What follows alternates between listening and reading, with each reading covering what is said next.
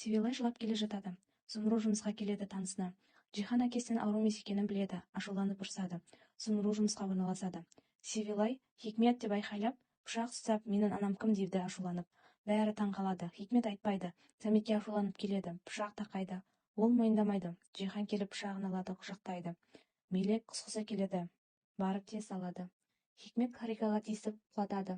Мен сені құртамын дейді. Менімен дұрыстап сөйлесіңдер дейді. Мелек жүкті екенін біледі. Үй күтушісі де құсқанынан байқап, жүкті екенін біледі. Ақыл айтады Мелекке. Хикмет Анисан үйіне ниһаятқа ашуланып келеді. Екеуі ұрсысады.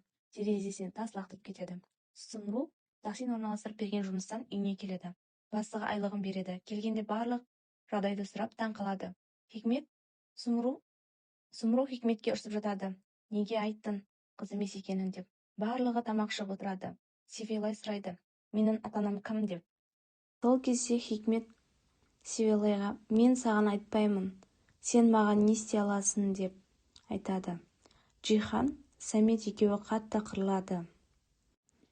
Мелек сыртта Джиханды күтіп отырады. Содан соң екеуі сөйлеседі.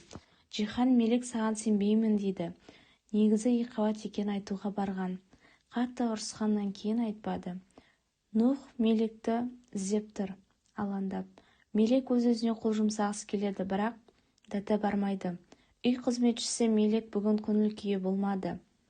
Мүмкін өз-өзіне қол жұмсар деп уайымдап айтады. Барлығы ойланып қайғырады. Севилай звондап Нухты шақырады. Севилай барлығын айтады. Сен білдің ба деп. Я, кеше білгемін дейді.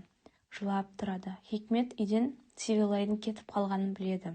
Нух пен Севилай бірге қашайықшы дейді. Екеуі келіседі. Барлығы Севилайды іздеуге шығады. Джихан Севилай мен Нухты тауып алады. Арттарынан қуып жетіп, Нух пен Джихан екеуі бір-біріне қару тақайды.